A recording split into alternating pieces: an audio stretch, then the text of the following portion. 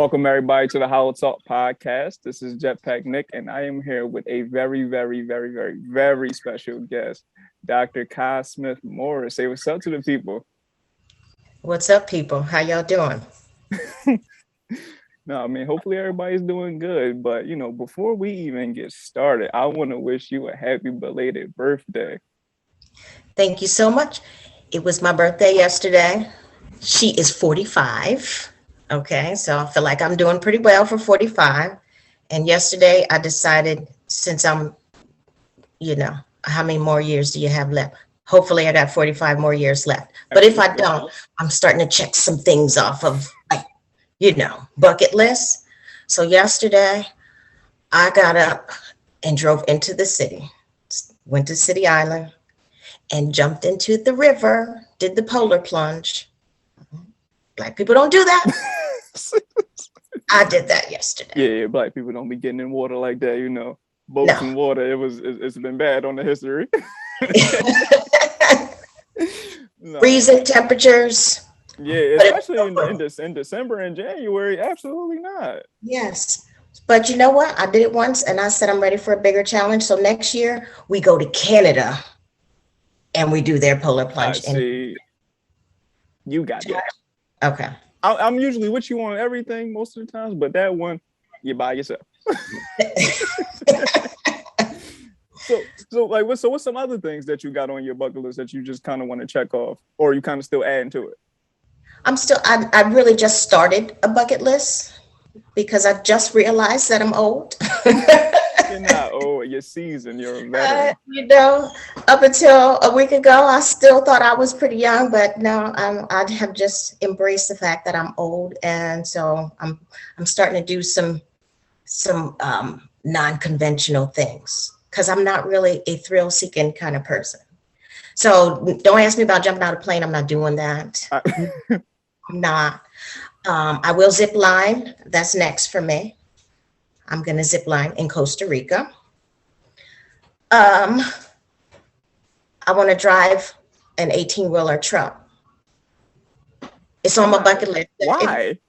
Does it have to make sense? Not really, but I want to get behind the wheel of an 18-wheeler and drive it down the highway and shift gears. I don't want to go super long distance, but maybe drive for a half hour and then I can say I did it. Yeah, just random things that you would not expect from me, right? No, listen, like I said, I'm usually with you on everything, but these bucket lists, I can't subscribe to it. I don't, All right, so okay, you're very judgy today. No, I'm not trying to be. I'm just saying that I'm gonna let you do you. These are on your bucket list, not mine. Right? No, it doesn't. It doesn't. As long as it's fun to you and you get a thrill out of it, that's all that matters. But please be safe while you do it.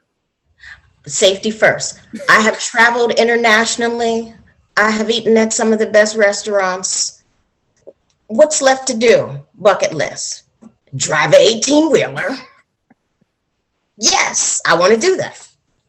Yeah, I appreciate that. It was a slight little flex, though. You said you ate at the best restaurants, traveling internationally. Little flex. I like it, though. Was it I don't know if it was a flex. I'm just recounting my history because those are things that most people put on their bucket list. But I'm 45, so I've done those things already.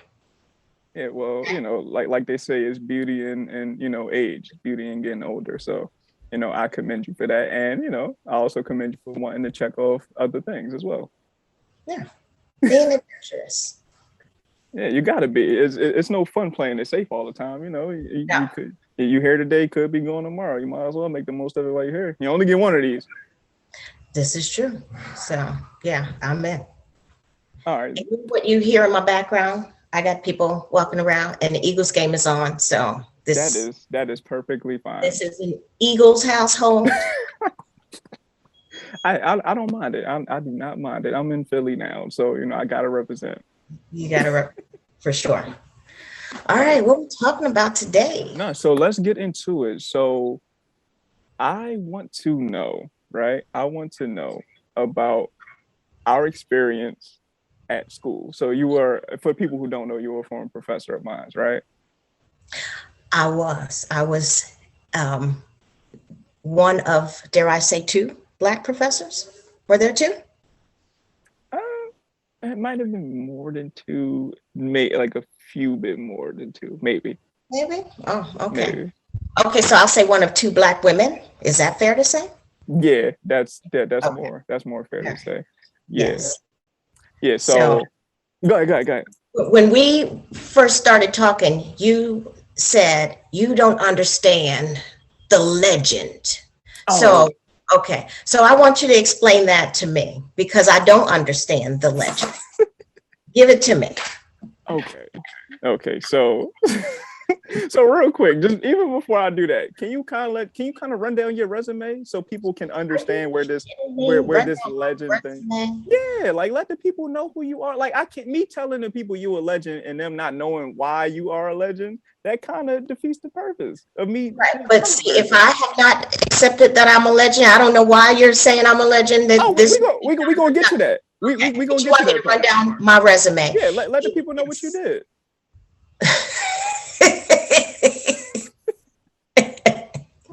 Okay, so let me start from the very beginning. Okay. I grew up in what we would call abject poverty, inner city Harrisburg.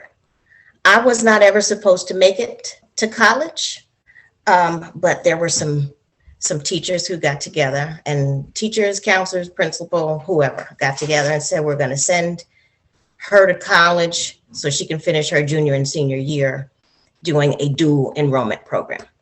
Otherwise, I would have been looking for, a simple 9 to 5. Let me pay some bills, have lights on. And I had zero ambition. Okay, so I'm going to lead with that. My entrance into the work world and into the real world was survival.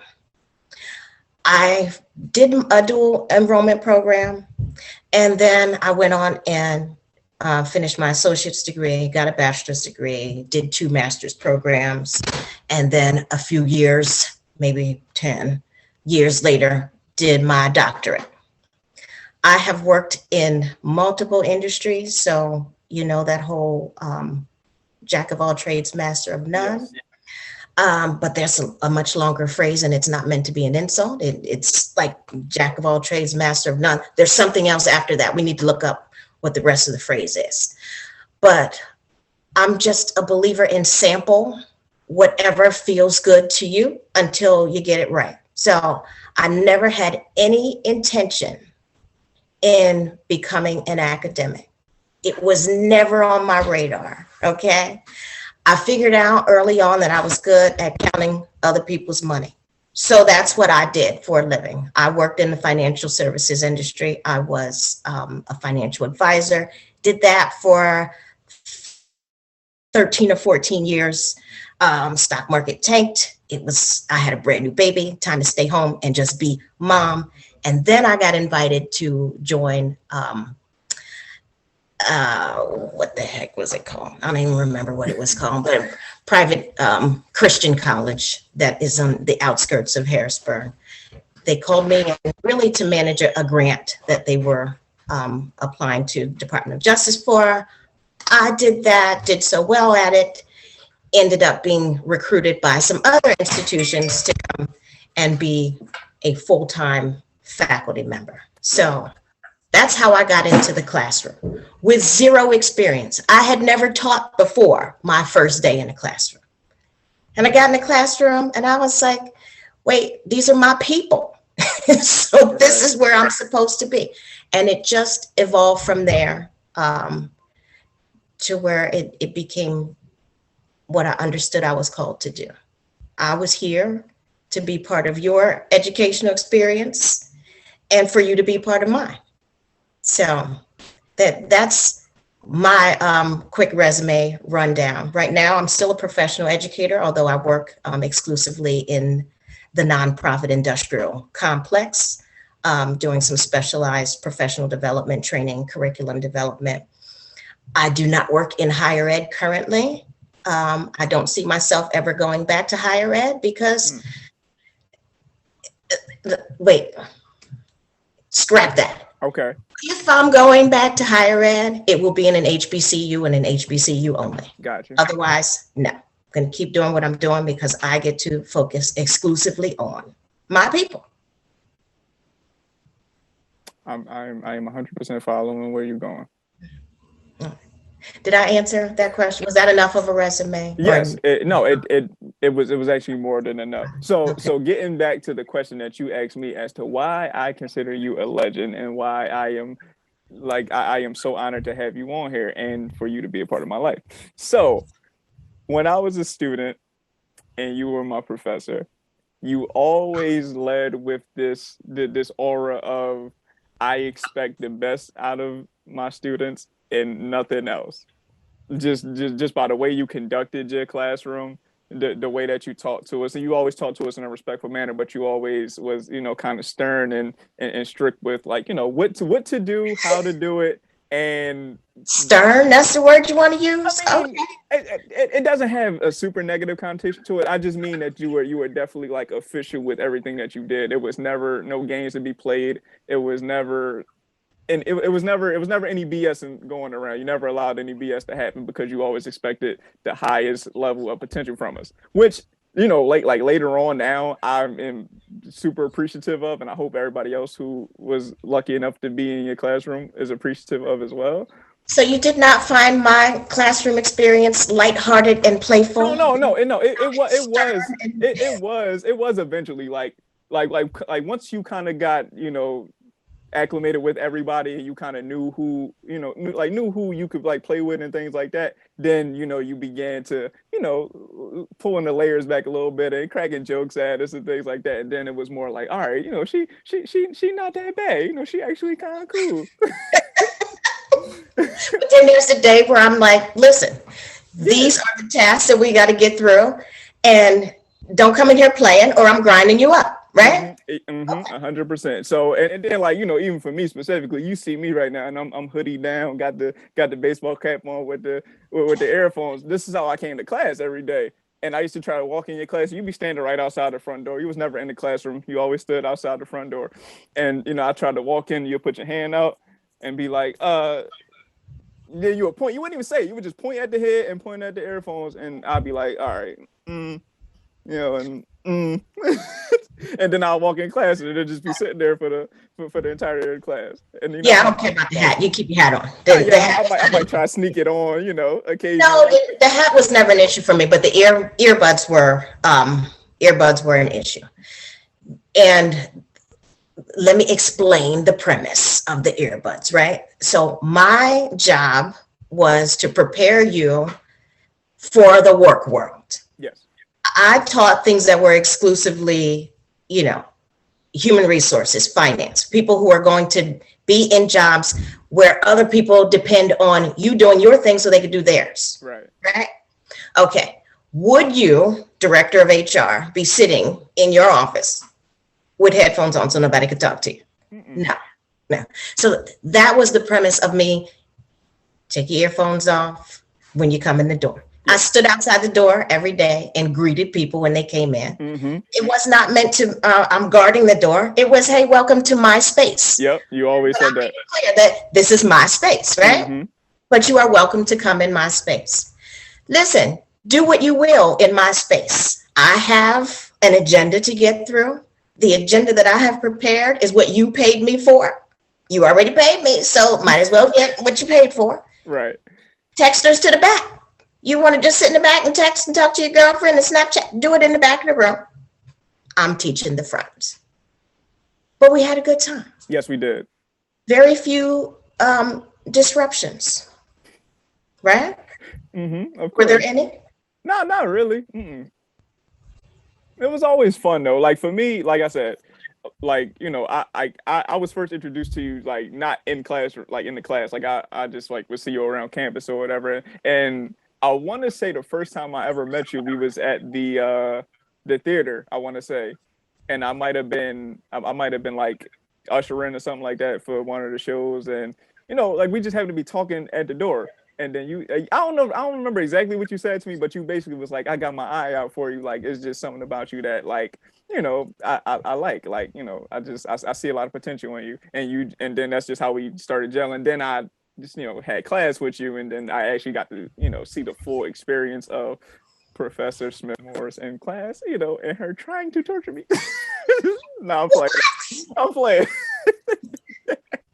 No, but like I said though, it was a real fun and fulfilling experience to not only see you like outside of class and have conversations with you in that capacity, but also the things that you taught us in class. Not just myself, but hopefully I'm able to speak for everybody else who had your class. Like you really gave us a chance to reach our full potential and really learn something, because a lot of people go to school, and that's any level of school, they'd be like, I'm never going to use any of this shit. Like, I'm never going to use this.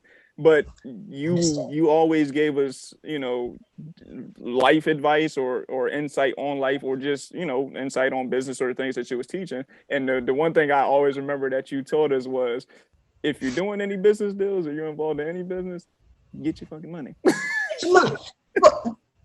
What else are you here for? Right? Yeah, all the passion and the commitment and the drive and all of that. That's beautiful. Mm-hmm. How you gonna pay your bills? Make sure your money's right and negotiate your money up front. And I stand by that. I will not back down from that ever. Get your money up front and don't let people talk you down from your price, especially if you're an entrepreneur. You've already done all the research to set your price list, right? You know how much it costs for you to produce this podcast. You know how much it costs for you to pay your rent, your employees. You've done that already. Don't let people then talk you down. And you invite me out to speak and I say my honorarium's $1,000. Well, we can offer you $500. No, you can't, because I cost $1,000. Right. Yeah, I've already done the research. I'm not pulling a number out of the air because I think that I am worth it. Clearly, I'm worth it. You're asking me to do this. Right. Right. So, yeah, I'm never going to change on that. Get your money. Don't let people talk you down from what your price is. But be clear about what your price is. Don't tell people whatever you want to pay me. That's a bad move. Oh, yeah. Yeah, absolutely. Yeah. I mean, that's for anything though. That's not even just with money per se. Like, that's setting up appointments. Like, normally you try to give people courtesy, be like, like, whenever you're free, just let me know, and then they never get back to you. But if you tell them a date, like, listen, I want you here this date, this time. If it works for you, let me know. If not, we're gonna find another date. That's kind of like how I try to go about trying to set up, like, even podcasts. Like, of course I want to give people courtesy of, like, your schedule. I don't want to change your whole schedule plans around, but I want you to come on the pod. I'm gonna give you a date. If it worked for you, let's go. Well, listen, can I ask a question? Go ahead. Just a hypothetical. Can you call your doctor and say, whenever do you know what I mean? I got time available at 10 and 2, doc. Make that work for your schedule. No, the doctor has a set schedule where you can get in. Your lawyer has a set schedule. School is open between 7:30 and 3:30. Everything has a structure. Right. So, although we are living this pandemic life still, and everybody's working from home or some variation of working, remotely, structure is still necessary. Absolutely. And this is important for me right now because my littlest one, I don't know, he's in there pacing because the Eagles are playing, so something's happening. He had a conversation with me last week, and he said, why did you this is January, so it was the week before Christmas. He said, why did you take a remote distance job if you're going to work all the time? What's the answer to that question? Do you have an answer? I had an answer. It wasn't a satisfactory answer, though, because the lines get blurred between work and home when you're home. And I had gotten just inconsistent and disorganized. So I may, get up in the morning and do some work, have some really important face-to-face meetings, and then give myself a 3-4 hour break during the day and grocery shop, my floor, whatever, self-care is important. For sure. But then I would sit up all night long. I literally would log back in, 7, 8 p.m. after we have dinner, and I would stay on till 2, 3, 4 in the morning doing more work. So even the best of us fall into that, you get off schedule, you get off track, you get consumed in what you're doing because it seems to be urgent and important at the time. But really, I could put it down and pick it up the next day and structure my day so that it does not interfere with my kids' lives. Right. So I'm working on that. That's my commitment for 2022. Okay. Yeah, well, listen, this is on record, so you got to stay true to that. I said it publicly out loud, so I plan on sticking to that. No, but I think that's like an interesting concept though. Like even though people are like working from home or just doing everything from home at this point, like just still being able to try to find time for decompression or like taking mental health breaks and things of that nature. Like I just find that to be like very interesting. Like what are some of the things that you do to kind of take yourself away from work and kind of decompress and take a mental health break? I hope that my funders are not listening to this, but I'm a big walker, so I will put my AirPods in and turn on your podcast and listen to whoever you're talking to during the week. You are going back and forth. That is a highlight for me. But I'll walk. One day I went outside and I walked and I came back in. I looked at my Fitbit and it said that I had done 17,000 steps. I'm like, maybe I should be working right now. This mental health break that I'm scheduled a half hour to give myself a transition time between tasks ended up turning into 2.5 hours, and I was just outside walking. Back and forth to the fridge. That's not good, but that's part of my. I mean, you gotta eat. You gotta keep your strength up.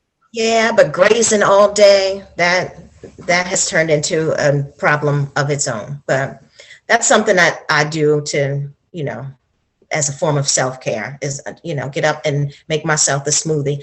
I'm on the smoothie thing now. I was spending $6 a day every day buying smoothie. Yes. $6. Until the end of the month, I was like, what in the world did I spend almost $200 on Hey, I feel you. smoothies? This is dumb. I mean, listen, we need to get in the smoothie business. I ain't know it was profitable like that. Oh my word. It is so profitable. It's progressive. Listen, you handle the numbers, I'll be the face. I got you. Right. They sell the whole chia seed, sea moss concept. Yeah. It's $6 for a smoothie that has $1.50 of ingredients in it. But that's a good business model. Exactly. Yeah. So now I'm making my own smoothies. It costs me $10 worth of groceries to make my smoothie for the week. There you go. Yeah. What else? Self-care. I would say I like to read, but I don't read for fun anymore. And everything that I read is really business related. So I eat, I walk, I listen to podcasts, love podcasts, love, love, love. I take super long showers. Me too. Yeah. I bought a tankless hot water heater from my house so that there is never a shortage of hot water. So if I want to be in that shower for an hour, I'm going to be in there for an hour. I'm not mad at you at all. My kids know if I'm in it, don't talk to me. Don't come knock on my door. I don't have to share my bathroom. They have their own bathroom. So if I'm in there for an hour, I am. I do not blame you one bit. It's like the sanctuary. Like the bathroom is just the sanctuary from being out in the real world. I got my shower, I got my toilet, I got everything I need. This is sacred space. Don't knock on the door. Absolutely. See me personally, like to kind of decompress from things. So I just try to listen to music. Music has always been my outlet. I mean, I'm pretty sure I always had headphones in my ear, but it just puts me in like a different world. Like it just allows me to escape from reality and kind of create my own reality, if you will, by listening to the songs I listen to and kind of just diving into that. So that's my thing. You listen to music? Anything you listening to right now? Well, see, I'm old. I mean, it don't matter. So, yes, I listen to music, but I'm not listening to the same music that you're listening to. And I've heard the conversations that you have with people about music. So I know for sure I'm not listening to the same music that you're listening to. But I think I have a pretty eclectic sample of, music that I listen to. Um, who was my most recent download? Let me see what my most recent download was. Okay. Well, while you do that, I'm gonna turn my light on. It's getting a little dark, daylight saving time. Okay. You can edit this part out. Oh no, we can keep this part in. It's fine. This is the real raw footage. This is real world. Okay. Oh, I downloaded an indie artist. His name is Fifth. Fifth. I don't think I've ever heard of Fifth, but now I gotta go check Fifth out. Okay. Old school, like from when I used to go clubbing when I was young. So I got SWV. I was just listening to SWV before we got on here. I was listening to Downtown. and Brandy. Oh yeah, shouts out to Brandy. She's killing it on the show Queens, by the way. If you don't know what that show is, you should watch it. I do. Okay. I'm watching. I am watching. I love that show. Who else do I have? I got, Cameo, old school, party. Oh, for sure. I was a kid when I found out about Cameo, and I've been in love with their music ever since. Melanie Fiona and Adele. Okay. Okay.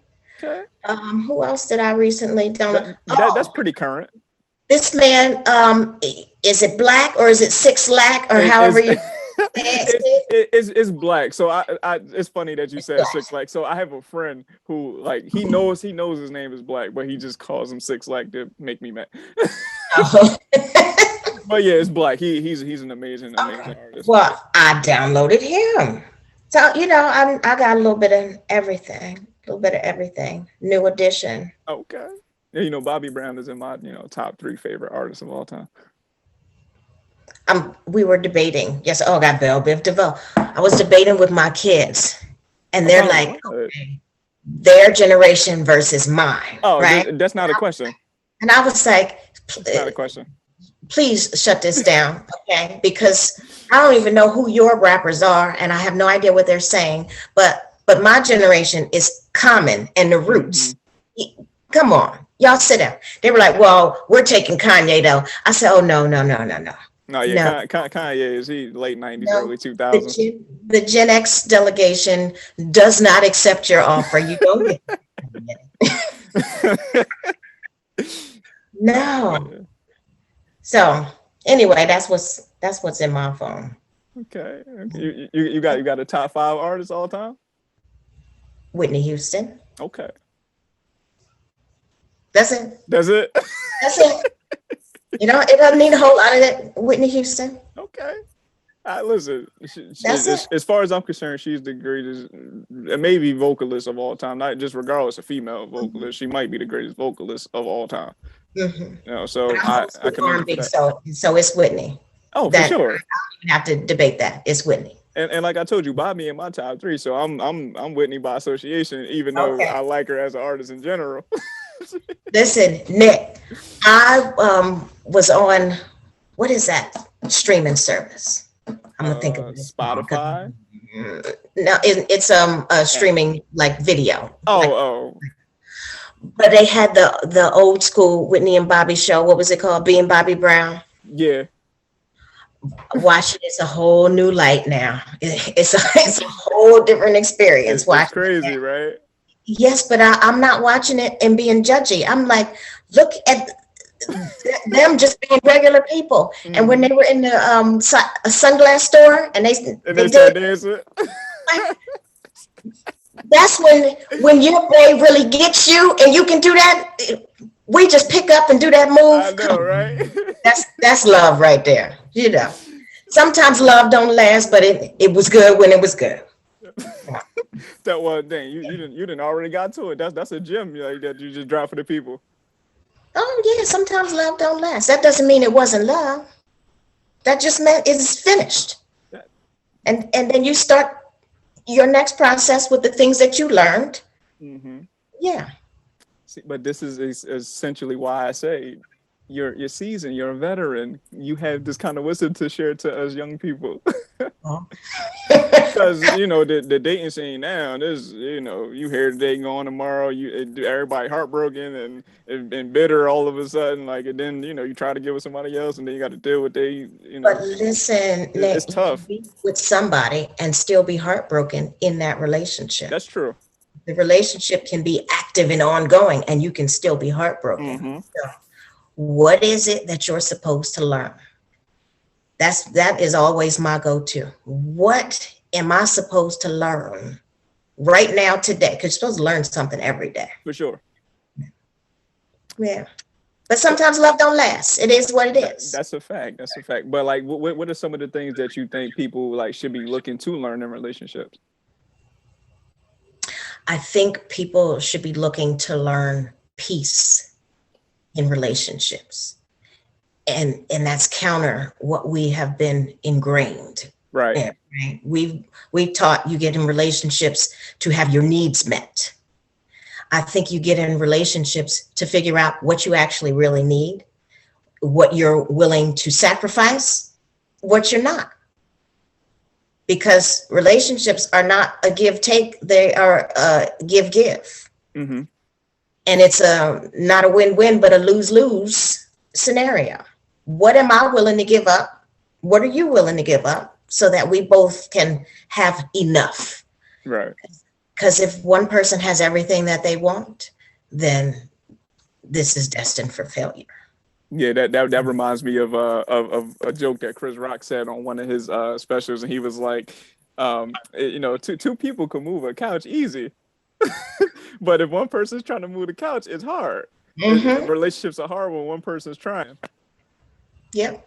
And if one person is making sure that they have their needs met, yeah, you busy loving you, and I'm busy loving you. This is a problem. Yeah, I don't know. I mean, I don't know. I think it's kind of tough though. Like at least for like the younger generation. Like I always like give this age range between 18 to 26. That's like kids going into college and people that's recently graduated or post grad.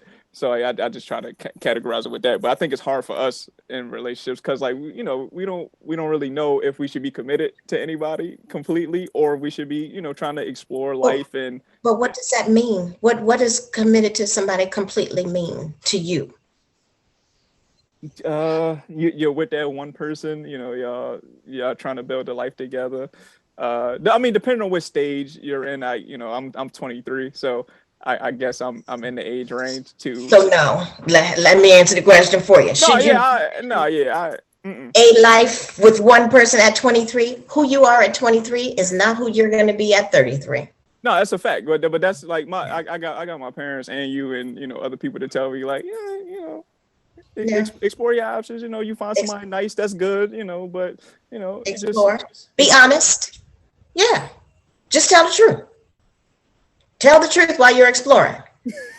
We both need to know what's going on. If only one party has all of the information, that's a problem. Absolutely. Right? But tell the truth. I'm exploring, you go explore too, and you can't get mad. But people do though. But people get mad. Like, they try to have their cake and eat it too, and then, get mad when somebody else eating their cake and why do you want to have cake if you're not eating cake? I hate that phrase. I know. I agree. I just said the phrase because that's just the phrase, but I agree with you too. I want my cake. And I'm going to eat my cake. I don't want to just look at my cake. I want to eat the cake. Yes. That is 100% fact. That is 100% facts. But real quick, so I kind of want to get back to this legend thing because I don't feel like I expressed this. I don't feel like I expressed this completely. Like it's so many levels to this that the people don't know. But I was experiencing it firsthand, so I got the stories to tell you. So one of the things that always stood out to me was later in my college career. So I always tell people that going through college, like my first 2.5 years, it was, very, very up and down. Like the downs were super down, the ups were up. But I was at the most peace my last 2 or 3 terms, right? Now, at the time, it was just me on campus. I don't believe you was there at the moment, but you always kept in touch with me, always. Wait, so you said I was part of your rocky experience, No, but no, when you no, when you no, no, found no. Mm-mm. the level, then I was gone. No, no, you were still there. You were definitely still there. Okay. You were definitely always in arm's reach. And I always think about the moment when we did the play. I want to say it was the bridge, right? I believe that's what it was called. So we did the play, and Reclaiming initially, my time. yeah, Yeah. And your section was called the the bridge. bridge, yes.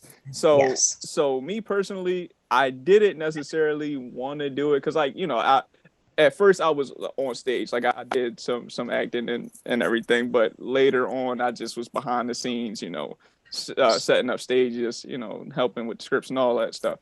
But I was like, all right, this is my last play. Let me actually get on stage. So, once I learned more about the story and everything, I bought into it, and I actually got connected to the emotions of what this play was actually trying to say and trying to represent.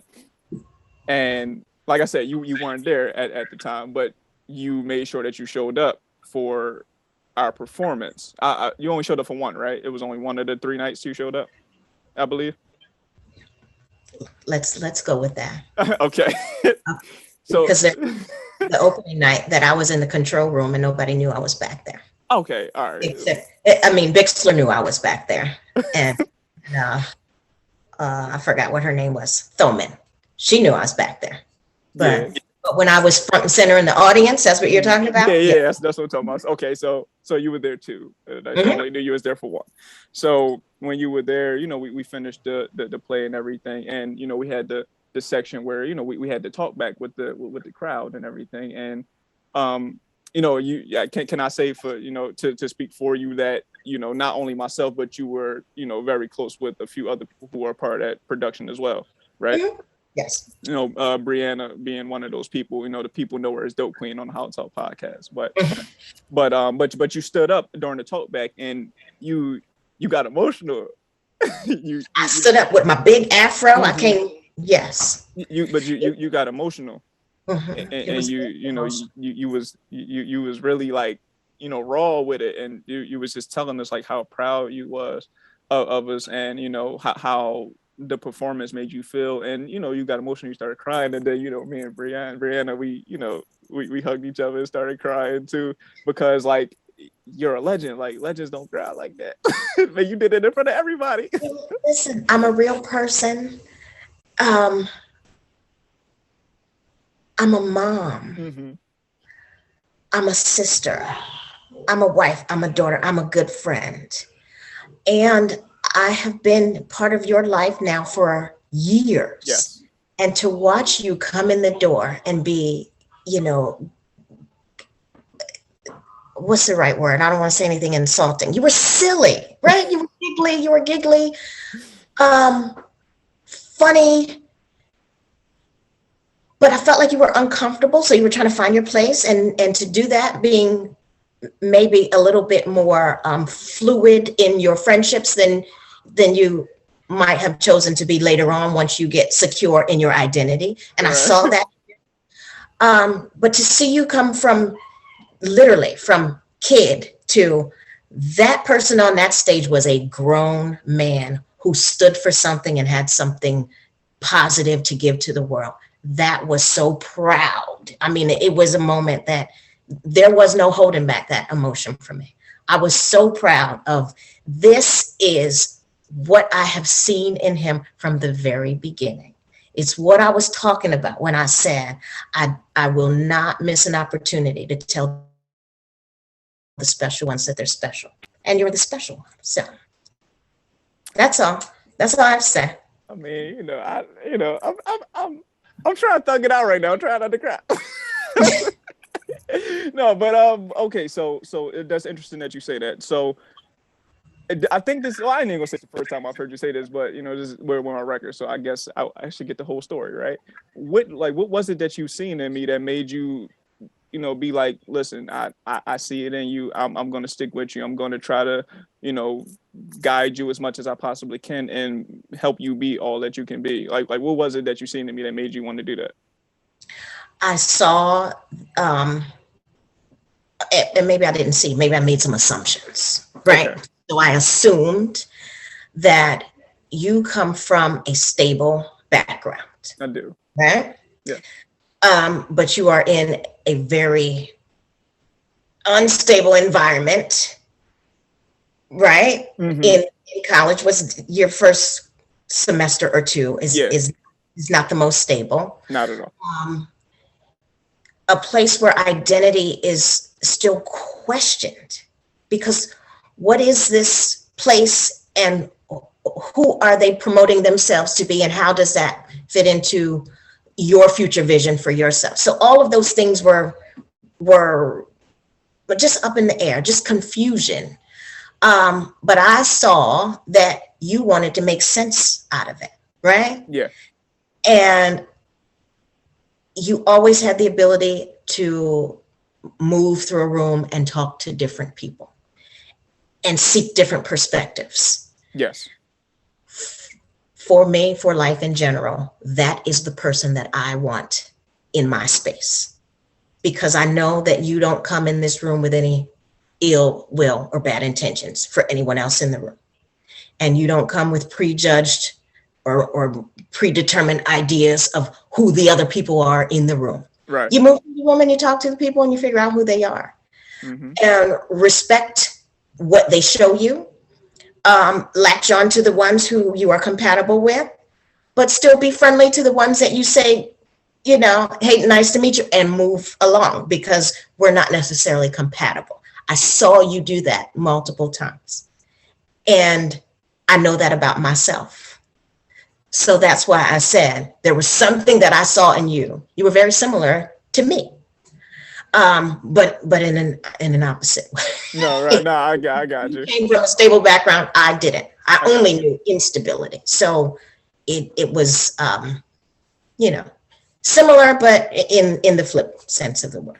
And I learned how to move through a room because I was taught to walk into a space and assume everybody there has bad intentions. Right.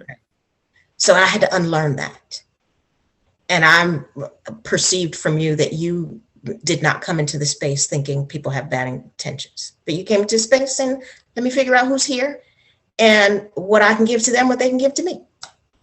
Yeah, I mean, as simple as that. It's as simple as that. And you know, I couldn't even explain it better myself. Like that was the perfect way to explain it. But you know, like I'm pretty sure you seen me do it. Like you just said, you seen me do it on numerous occasions. And like you know, I'm pretty pretty good with other professors as well. You know, I've always seeked out people to help me on my journey. Like y'all went through this already. Y'all went through the college experience. Y'all went through life in general. So, you know, while I'm here, I might as well try to learn as much as I can outside the classroom as well as in the classroom. And like I've said on this podcast before, I've learned way, way, way more out the classroom, having conversations with you all, like, you know, coming to your office and just sitting with you for, 45 minutes to an hour and just talking about life or whatever's going on with me or, you know, in any advice that I'm seeking. And, you know, you all, helped me out with that and made me into this person I am now, or at least, added pieces to me becoming this person that I am now. And for that, I am forever grateful and thankful. And I'm saying that to you as well as them, but mainly to you because you're here now. And, you were definitely probably like number one for me. Oh, okay. We're not going to cry on this podcast. Number one. That's Yes. huge. Yes. Wow. Okay. Well, I appreciate that. Even Hey, though I was stern. It's so funny to hear you say that because I know it, right? I've heard people say that before, that you are no nonsense, but you're fun. And I'm like, how do I how do I do that thing that makes people feel comfortable enough to be who they are, but also know there are certain expectations and certain boundaries and we're not going to cross them, right. right? Um, Yeah. So I tried to conduct my space that way, to say, hey, come in here, be your whole self in here. And I'm going to give you what I have to give you. If I don't know the answer, I'll find it for you. And if it's not something that I can find, then I'll pass you along to the next person who can. Yeah. I have no problem saying, I don't know. Right. I learned from, I think that white men get a lot more leeway in some of the um, decision making areas and how helpful they are Hmm. uh, on a college campus. So there is this expectation, being a Black woman, that I'm going to be maternal and nurturing and all of those, stereotypical things. Um, but there was a man, I'm not going to say his name. He said to me, not that I'm not interested, it's just not my area of interest. And I was like, oh, that was the best piss off line ever, right? Because it required no explanation. He said what he said. You're coming to me wanting to talk about something, and he said, not that I'm not interested. It's not my area of interest. That meant don't bring this nonsense to my door. Oh man. I really took that. I had to adapt it, so that it worked for my personality, because nobody's going to accept me saying that, not that I'm not interested. But I had to learn how to say, that's not my area of expertise. Right. That was my version of what he said, just without the, you know, without the go kick rocks connotation that was Hmm. underscored. So, yeah, that my experience was, I know what I know and I know it well. And I'm not going to let anybody try to convince me that I don't know what I know. I know what I know. I know it well. I'm always willing to learn more about what I know. I will give to you what I have. I will learn from you what you have. Let's let's rock this out together. And listen, and I've always said at the beginning of every semester, when this ceases to be fun, I'm gone. Yeah. Have I said that? Right? Yes. If I'm standing up in the front of the room and nobody's talking to me, but class distance. Why? Why are we doing this? This is a dialogue. It's a discussion. Hmm. So Yeah. does that make me still a legend or? Oh, listen, listen. Your legendary status is forever solidified with me, and no matter where I'm at, if your name comes up, I'm representing you to the fullest, as if you were me myself. Okay. That's frightening though, because No, that's I've not. always heard, don't ever have dinner with your hero. When then you figure out that they're just a regular real person. Well, okay, I wasn't able to even have that kind of like thought process because I didn't know you before I was in your space. You know what I mean? So like Okay. I didn't have any attachment to who you were as a person until I was able to learn who you was as a person, and then I was like, she dope as hell. Let me talk to her and have her guide me. And then once that happened, then I was like I was able to build that admiration to you as the friendship grew, and you began to guide me to where you saw me going. So I was able to just build that up through those experiences. It wasn't like a preconceived notion that, oh, she's amazing, like, I can't wait to meet her, and then I meet you and then I'm like, that wasn't what I thought. You know what I mean? Yes, I know what you mean.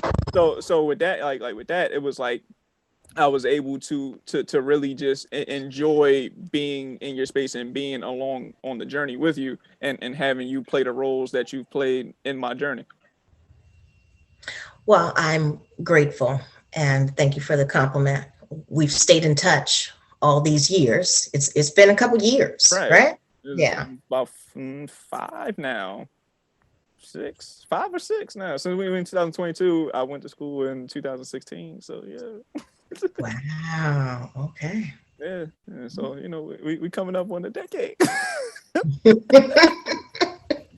No, but it's dope though, like because Well, at least for me, I've always had this kind of relationship with teachers and professors. Like, like my mom works in the, the school district and things like that. So I was always, I was always in that circle, if you will. But just my thought process about, who you all were, like in the roles that you plays, I was like, I'm not looking at my teachers or professors like, oh my God, I gotta go to class and I gotta sit in front of this person for however many hours and had them talk to me. It was never that for me. I mean, maybe a couple of teachers and professors, but for the most part, it was like like you said, like y'all real people. Like, some professors and teachers kind of put themselves on a pedestal and it's like, I'm looking down on everybody. I'm not about to, talk to you about my personal life, or, I'm not going to act like I'm a real person. But you and, many other people who I've, encountered in my schooling, y'all wasn't like that. Y'all always was open and was like, dude, I was a college student. I was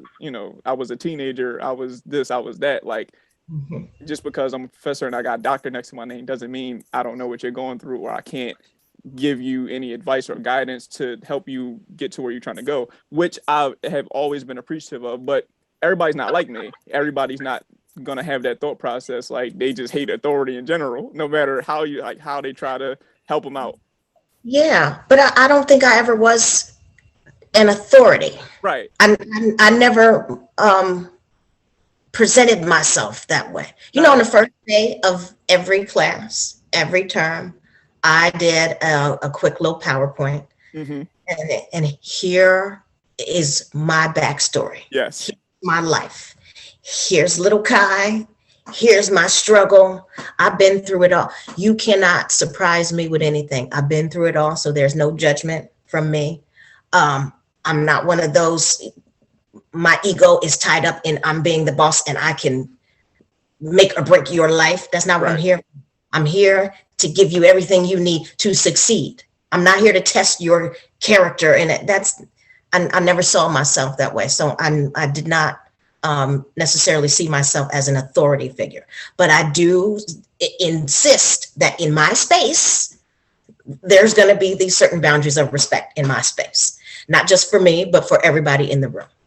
So please show up and be your full self, but also edit your full self so that you are not encroaching on somebody else, right? So we're not going to come in here and cuss each other out. And, we're just not going to do that. Not in my room. But yeah, I have no problem with sharing my life, my experience, my mistakes. I feel like you learn the best from seeing other people's mistakes. And those who present themselves as, they are the sage on the stage and perfection, and I have reached the pinnacle of this mountain. It's a bunch of bull. You know what you know, and you know it well. Right. Stick with that, but also be willing to learn more about what you know. Yeah. And I was I was a terrible professor when I first started. Really? Terrible. You know why? Why? Because I did not claim my space. I did not want that confrontation with anybody. So people came in and they did whatever. You could have fooled me twice on Sunday. Hey, I was terrible because I didn't claim my space, because I didn't want anybody to think that I was mean or stuck up or what have you. And then it was like, no, this is chaos. I can't do this. Now I have to establish some boundaries, some expectations. People will rise to your expectation. I am going to treat you the same way I expect you to treat me. Did I ever call you by your first name? No. I did not. You still don't. I actually, on the podcast earlier, that might be the first time in 6 years you've ever called me like Nick. It's the first time, and I have it written on my notepad right today that today we're friends. I can call him Nick. But you have been Mr. Holloman. Mm-hmm. Yes. And whatever people have said is their preference to be called in my classroom, that's what you were called. Mr., Miss, Doctor, Lord, whatever. I don't care. Be who you are. I'm fine with it. Yeah. Okay, so. And I was always only Smith Morris. Oh, yeah. Yeah. So. Yeah, well, I've always called you Professor Smith Morris, always. So that's probably what I always or just Smith Morris. I've heard that more often than anything else. Just my two last names. Okay, so I kind of want to go back in our conversation to the part where we was talking about, being able to move in rooms and what you expect from people, and becoming comfortable and things like that. Now, like you said, like I pretty much came from a stable background, but you yourself, you said that you didn't come from that stable of a background. So just for like the listeners who may share the same story as you, like, can you kind of like go and give some insight of, like, coming from an unstable background, how you transition into dealing with people for a living, or feeling like you could trust people and have those kind of open conversations and let people in? I never felt like I could trust people. I Okay. made the decision, I'm Okay. going to trust people, right? Because when we're waiting around for the feeling to happen, it's not going to happen. Right. You got to move first before you feel. So I never felt like I could trust people. I grew up in a very tumultuous situation, and this is part of Yeah. my blurb at the beginning. I spent the first 22 years of my life trying to survive somebody else's addiction. It was tough times. My mother, still very much clinically depressed. She is a compulsive hoarder. Um, she is a religious zealot. I mean, all of those things combined just was constant pressure and sadness and um, poverty and guilt and fear. So I was very much afraid of people most of my life. Fear of either being mistreated or fear of being judged, right? Because my background was so messed up. When did I decide? I think it was just a function of the job that I was in. And I accidentally landed in a job that required me. Listen, I've never made any conscious career choices in my life to date. This is bad, but I'm being honest. I haven't. I have stumbled upon several careers, just ended up being good at them. I stumbled into the financial services world because I just needed a part-time job to get through my second to last semester of college, I think it was. And I was I was going to say secretary, that's not the right term anymore. I was the administrative assistant, right? And I would Mhm. see these guys, and I'm managing their schedules, and they come in and they're driving the most expensive cars, and they got Rolexes and tailored suits on. And I'm like, they're not really smart. I'm sorry. They're just regular guys. There's no aura, right? So I want to know what it is that they're doing to be able to make this money. Because keep in mind, I have grown up extremely poor. And now I'm working with these, upper middle class, um, maybe even wealthy, depending on where they're at. Middle-aged Republican white men. That was the business. So I decided for fun, I'm going to take every test that they took. So I just started getting licenses because I'm taking the test for fun. Right. And then, okay, well, you now have all the licenses. Why don't you use them to make some money? So I started to use my licenses to make money. And I figured out that I was good at listening to people, not trying to fit people into this script, because they give you a script whenever you're in a Right. business. No, people don't fit into the script. Figure out what your story is, what you need, and tailor solutions for you. That allowed me to be a little bit more comfortable being me, because then I did not have to hide. It wasn't a secret anymore that I grew up poor and dysfunctional. That was part of the story and the allure. People love to hear that. You were poor and now you're not. Tell me how you did it. Yeah. So that was part of my becoming comfortable with myself. And that allowed me to be, easy with other people and to accept other people. And it's just no judgment. I really have no judgment. It's insane. I really don't. I said I get paid to do some speaking engagements, So I was at a private college that is somewhere Midwest, not going to say, Hmm. did a speaking engagement.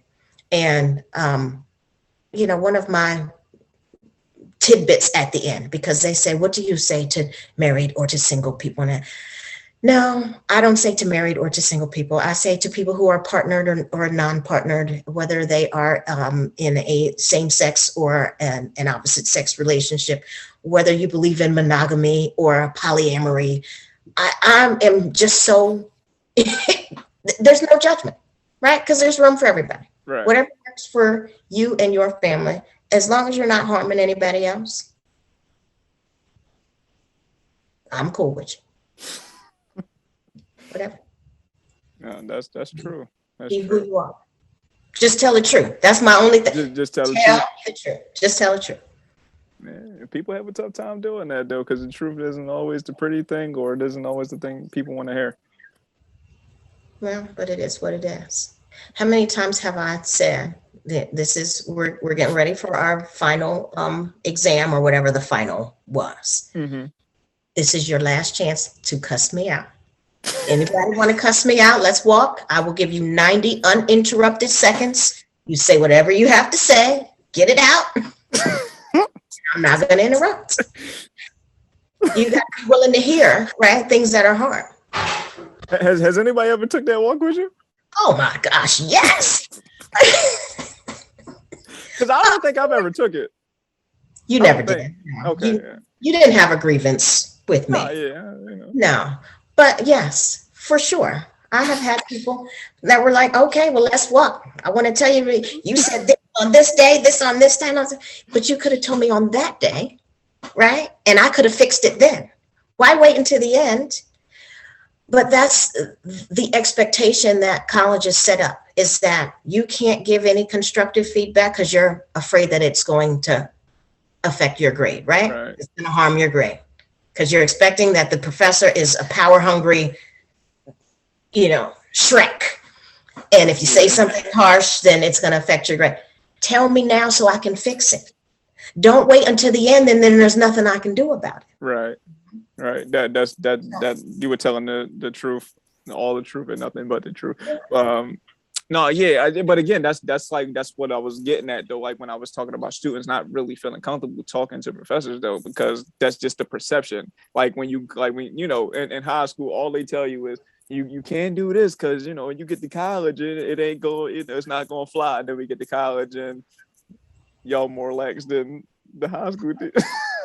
So coming in, we got the perception of like, oh my God, like 8 a.m. classes, 7:30 classes.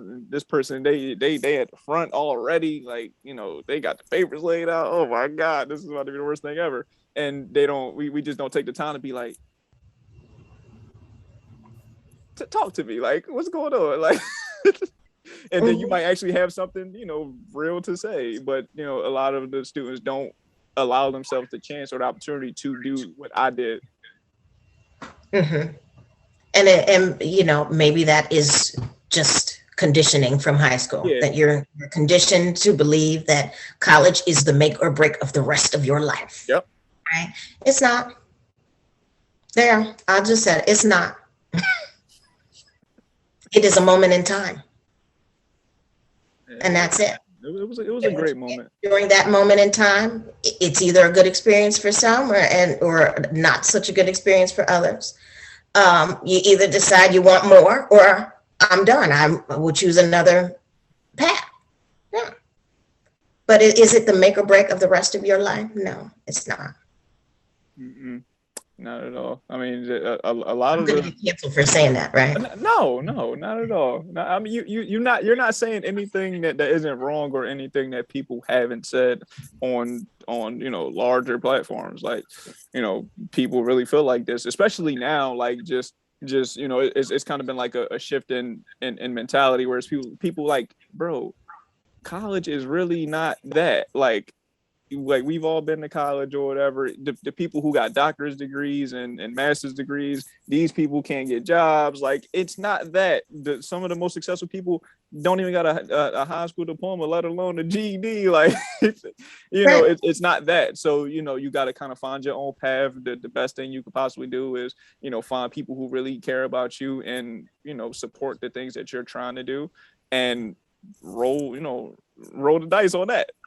Don't, Hmm. don't try to overextend yourself doing something that you think somebody else wants you to do, or follow a model that somebody else has set, because everything isn't, black and white. Everything isn't, following the same pattern. You could do the same thing as somebody else and get a completely different outcome. Hmm. For sure. Yeah. Hey, look at me. I sound like a professor. I need to go teach at a college. Well, well, listen, this is just one woman's opinion. There is a dire need for Black men in education. Dire, extreme. This is across the So board in college. is I'm not just talking about in college. Oh, Um, in school and in if I general. if I had my preference, I would say we need to load up middle schools with Black male educators. Well, what's the specific reason for that? Just for the people. Um, there is an author, a scholar, a man. He's the real person. His name is Ray Winbush. I have had the pleasure of meeting and talking to him on several occasions. He wrote a book called The Warrior Method. And in that book, he talks about this. I don't want to call it mythical because it's not, it's real. But there's a change where little Black boys all of a sudden become, they're no longer cute and considered kids. Now they are considered problems and dangerous and threatening, or they are highly sexualized. That happens in middle school. Black boys who have excelled throughout their elementary school experience, when they get to middle school, there is a shift in the way that they feel about school, right? This is when kids start to not like school. Right. Middle school, they're the hateful, evil people anyway. I said it. I'm going to be canceled for saying that too. But everybody knows about big bad middle school. I hated middle school when I was in middle school. I got a middle schooler now.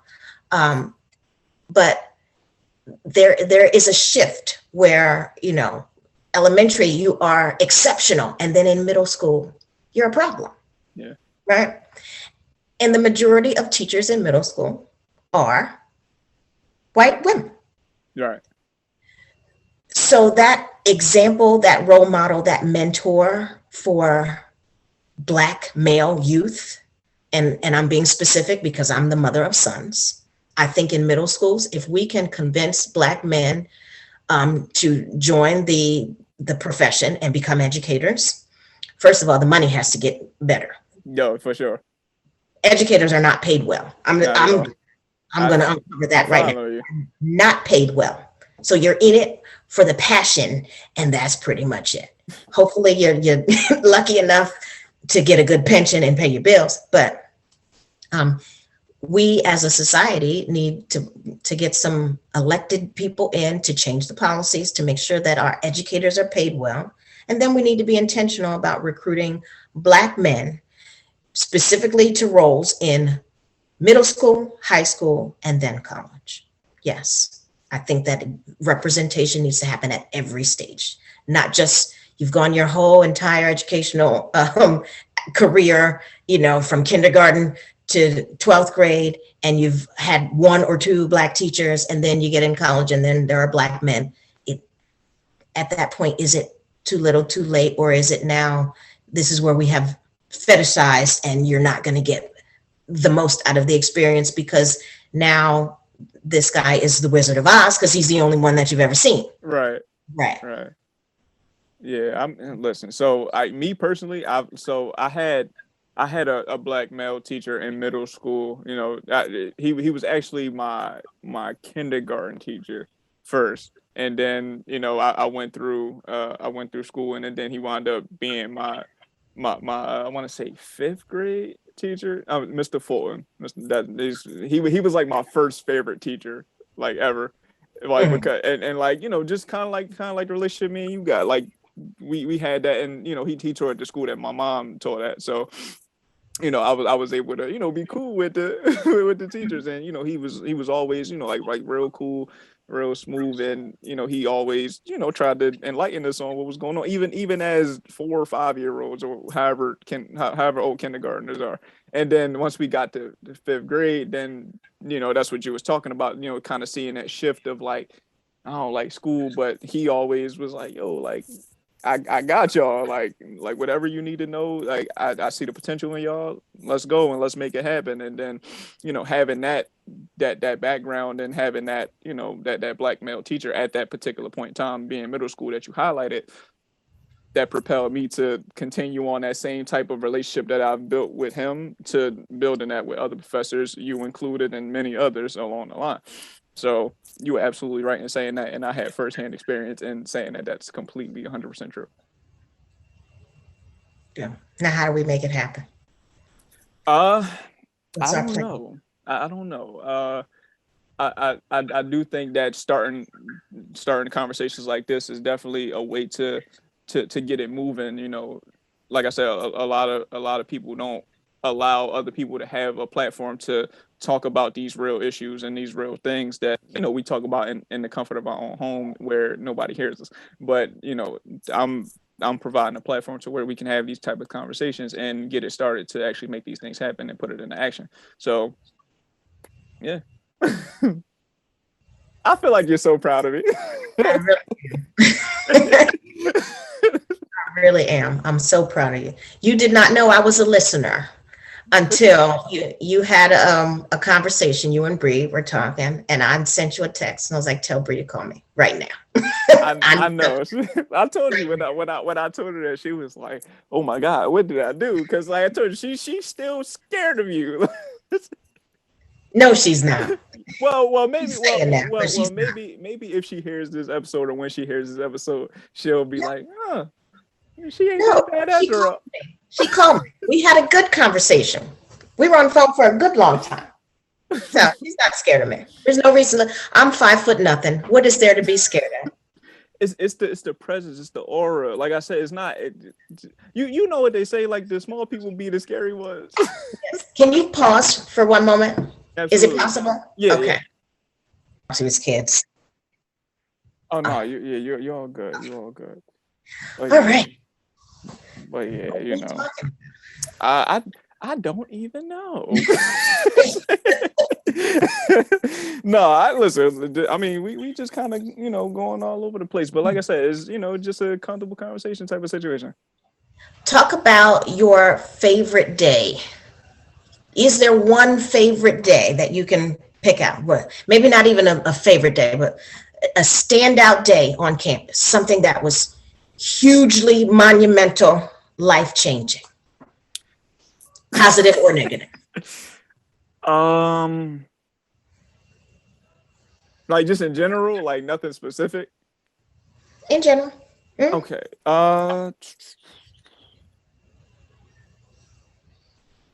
Hmm. Honestly, probably the time when you came to the bridge play. Honestly, um, I mean, cause like that's just like the like a highlight that I could just separate from other things, because like I was only in the play, like we only did one play, so I can't say I did plays every day this week, so I got to pick one. That was the like a highlight that I could directly point to. Um, Most of my days consisted of me walking campus, going into a bunch of different buildings, talking to a bunch of different people at my own will. I didn't. This wasn't like scheduled meetings I had to do or anything like that. It was just, all right, I built a little rapport with this person, but I just want to like check on you and see how you're doing. And then wherever the conversation goes from me checking on you, it just goes. And I've had a lot of decent conversations with a lot of amazing people, professors, namely students, staff members, whatever. Like I talk to everybody, but like I said, building that relationship with you, and stepping out and coming out to the play and just having that conversation, like knowing that, you know, or you vocalizing the fact that like you were so proud of us and you really like enjoyed what we did and just enjoyed being a part of us. That meant so much to me, and I think it stands out more for me because it happened in a time where I was actually finding real peace in my college experience. mm, um like I said, my first 2 years, because I think I graduated in 2.5 years, maybe. I could have graduated earlier, but I started taking less classes because I wasn't ready to leave yet. Oh, okay. That's interesting. And Yes. it's not unusual that people will extend. Okay, so you were having a good experience in self-exploration, right? Yeah. Like, to be completely honest with you, and the listeners that's gonna listen, like, the only reason I really went to college was because I was self-aware enough to know the kind of person I was at the time, and I knew that I would be doing myself a disservice by not allowing myself to be in a space with other like-minded people like me. So I was like, the only reason I'm going to go to college is to socialize, network, and meet people. I don't really give a fuck about class like that, for real. but I have to put myself in a spot to where I can, like, grow my mental capacity and just me as a person, like, by having different experiences and meeting different people. And when I did that to the fullest from day one up until the day I left. As you can tell, it worked because you're sitting here, and plenty other people who I encountered during that time in college have been on here, or I talk to them every day. So, you coming and sharing that experience with not only me, but with Brianna and other people who you came there for, and you really opening up at that time, and then me being in the space that I was in, I was like, yo, this shit means everything to me. Mm. Like, it means everything to me. And then at that point I knew, and like I said, like, we've had conversations about real important things, like, even before then, and I already knew you were solid, like, 110%. But it was that one where I was like, this woman is forever stamped in my life. Like, she ain't going nowhere. She's like my second mom. Like, she was my mom on campus. She was the mom for everybody. And you provided the fun side, but also the serious side, where it's like, I want y'all to be the best that y'all could be, and I'm going to stop at nothing to ensure that happens. Y'all are too good. I want to represent for my people as much as possible, and you took extreme measures to do so. Extreme.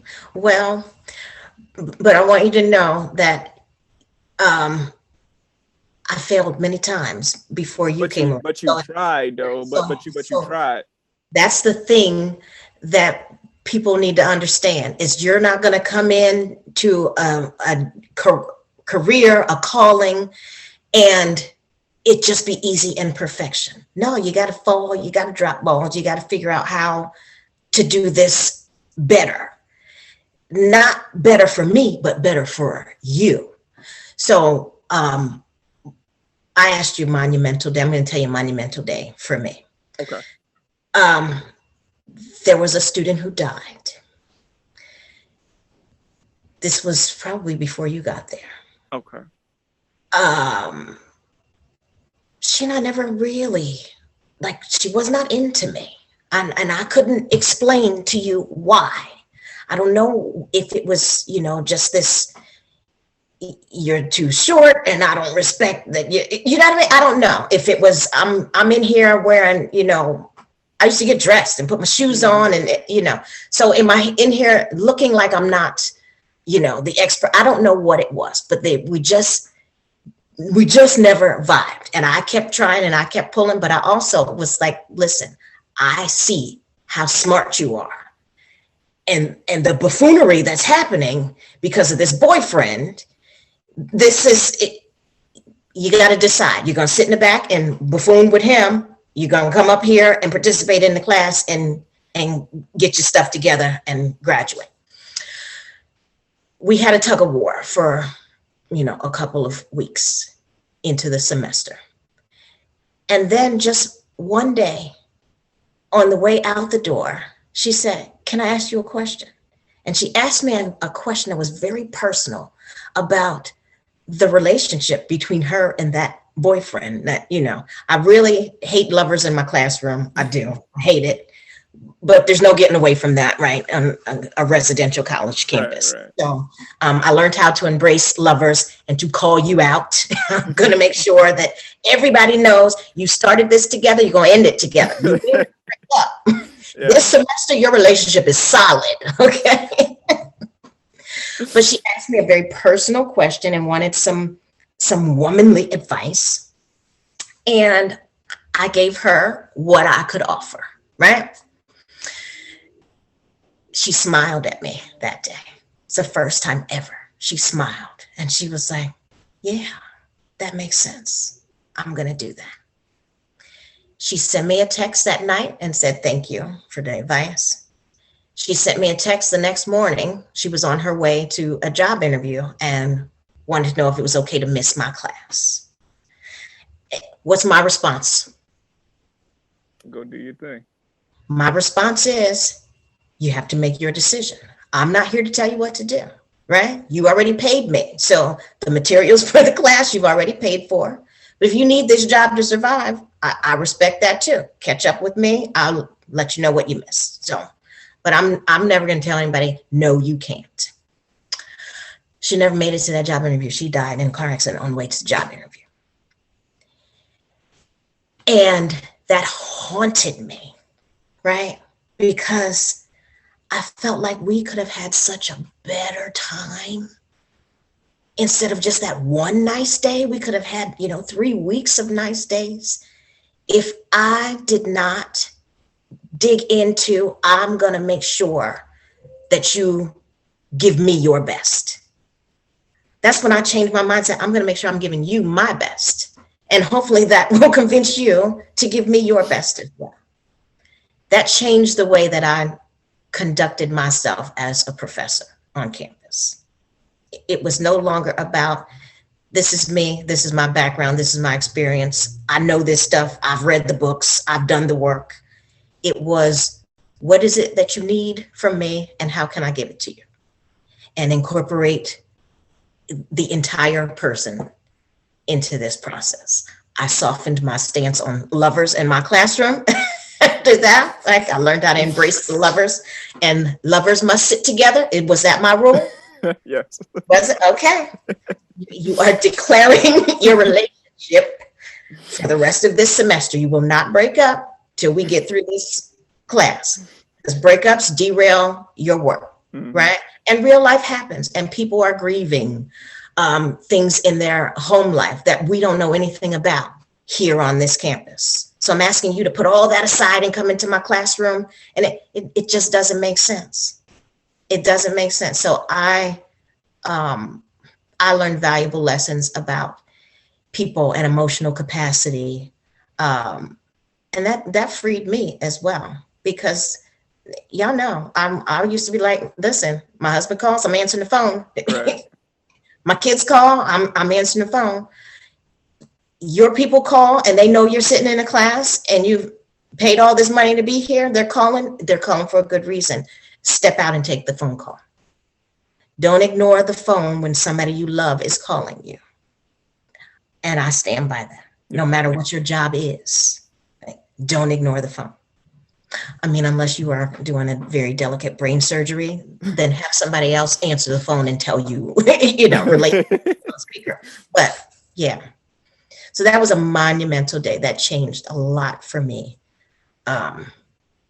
in the way that I chose to be an educator after that. And, if I could just say so myself, right? Because I don't recall knowing that story up until this point, but I know that you don't you don't really take well to me giving you these compliments that I've been giving you throughout this entire thing, because you'd be like, why, why does he see me in this light? But that right there perfectly captures why I go so hard for you and go so strong for you. Not just for me. I see what you've done for everybody on campus or everybody that you've encountered, let alone myself. I'm putting myself to the side on this one. Thank you for what you've done for me. I appreciate it. I've given you all the compliments in the world for that on this podcast, off the record, wherever. But that right there is exactly why I go so hard for you and give you the compliments that I give you off the record, on the record. The people are going to know that this is real, genuine feelings. It's this is real, and you deserve. Yes. And the feelings are mutual. They're very much mutual. So I do accept your compliments and I appreciate them, and I am equally as complimentary of you. I'm proud of what you're doing. Always knew, right? I just always knew. Can't tell you how I always knew, but I always knew. There was a time when you came and sat in my office and you said nothing but facts. Remember that? Yes. And I sat down with my little notebook and I was like, tell me what that means. And then you said it with different inflections and you said it in response to different things that stimulus, right? Somebody would say something to you and then you say nothing but facts. Or do you remember this conversation? Yes, I remember this very well. Okay, remind me of this because I'm missing some of the details, but I do remember this. Okay, so I believe what it was the what was that the what's the word conversation? Probably. Okay, all right. So if that was the what's the word conversation, then nothing but okay, so nothing but facts. Like I've said this on the podcast before, but me and Dope Queen, that's Brianna, we had a podcast on campus called Nothing But Facts. And I came to you because we were trying to start like a little segment called What's the Word, which I currently do on here and I've done on numerous occasions. But we were trying to do it on campus, like we had like the theater space or whatever, and we were trying to have like a panel, if you will, or like a like a group setting, have the students come down, student staff or whatever, and we would pick a word every Wednesday and just talk about the word and just open up conversations, between me and Brianna and the rest of the people that would be there. This particular case, it was about the word nigga, and they didn't want us to do it.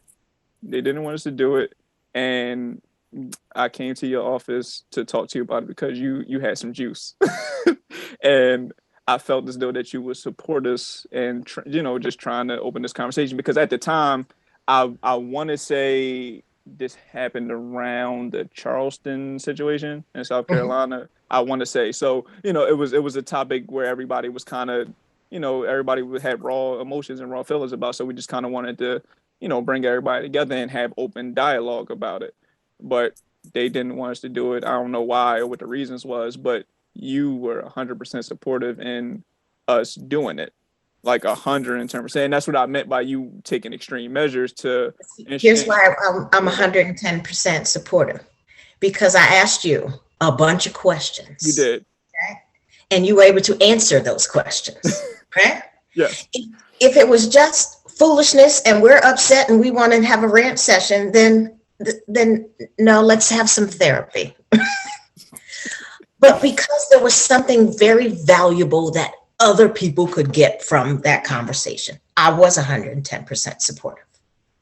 Yeah, and you like go ahead. Your perception that I had some juice is inaccurate, sir. I had no juice at all. No. What I had was a voice, but I had no decision-making ability. Okay. No. Okay.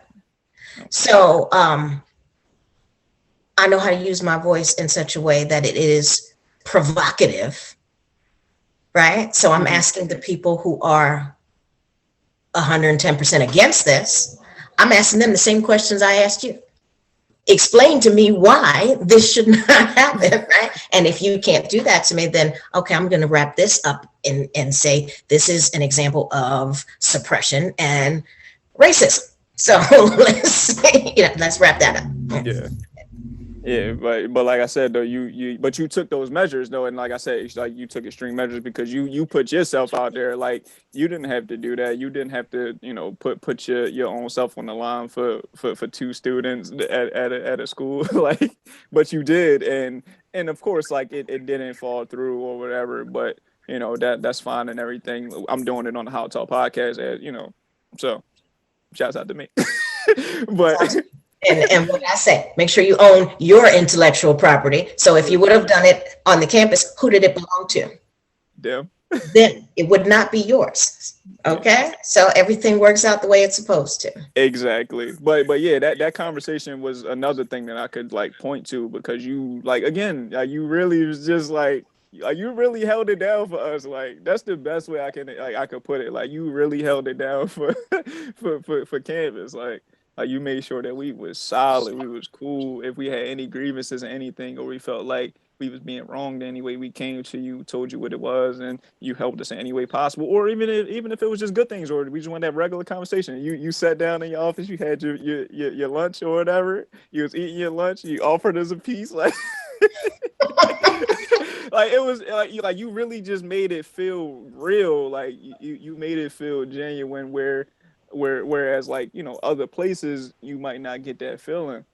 And to say the least, you amongst a very very select few people were the only ones that made it feel that way. I'm honored. Thank you. You welcome. Thank you. You have any more questions for me? Couple. So, is this your first podcast? Like that you're on? Of yours? No, like just ever, like that you've been on. This is the first one? Sir, I am not a rookie. Oh, all right. This is not my first podcast, no. Okay. All right, but this is the best one. We just But I'm not going to advertise for anybody else on your podcast, so no. appreciate it. This is my first HolloTalk podcast. Okay. All right. No, yeah, I was just asking because like I know you're a professional at these things, so I was like, I just wanted to see if this was beginner's luck or if she really knew what she was doing. Oh no, no, it's not beginner's luck. But you're easy to have a conversation with, so it's not difficult at all. I get paid to speak and do some consulting work, so that this is my profession. And typically what I'm talking about is the role of a chief diversity officer in a small, private, predominantly white institution. That's what I get paid to talk about all over the country. Yeah, well then here you are, professional.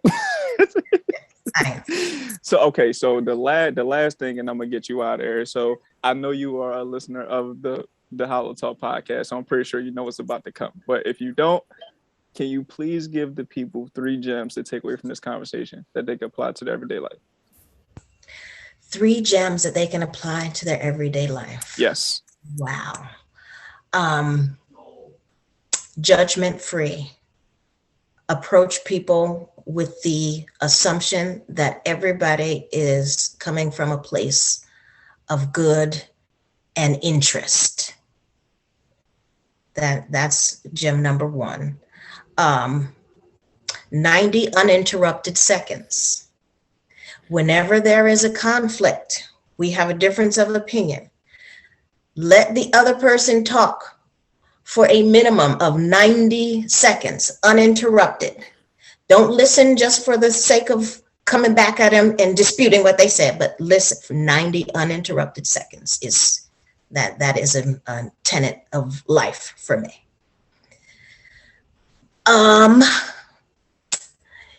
And just don't miss an opportunity to tell the special ones that they're special. 3 gems. It's my favorite one. It means a lot, me personally and just in general. But I don't even know where to start. But I just got to thank you so much for you sharing this time with me. It was amazing. It was way better than I could have ever even imagined, honestly. And I hope that the people that listen to this also feels that, and feels the genuineness that we presented on this episode. I love you so much. Like, I appreciate you so much. I love you too, sir. Thank you for having me here. I appreciate it. And I have always been in the background cheering you on. There were some things that made me come out of the background and reach out to you and say, hey, I hear y'all talking about me. I recognized me in that story. But anytime, you already know, anytime, anything you need, I'm here. Well, again, I just got to say thank you again, and a million times over. I wish you all the best in everything that you got going on. I just hope that you stay safe. Again, happy belated birthday. I also want to give a shout out always to the HolloTalk podcast listeners and supporters for supporting us through and through and supporting our guests. Thank you all for supporting. Appreciate it. And again, I appreciate you so much. So much. Appreciate you too. And shout out to Brianna Dope Queen. I was hoping she'd make a special appearance Oh, today, I and know she gonna make a little special appearance, a little bit later a on. little bit later. Okay. We might set something up. I'm gonna talk to you off the record. Okay. All right. All right, but that is it. That is all. Wish everybody, happiness, safeness, healthiness, everything up, all the above. Prosperous New Year. Love you. Love you too. All right.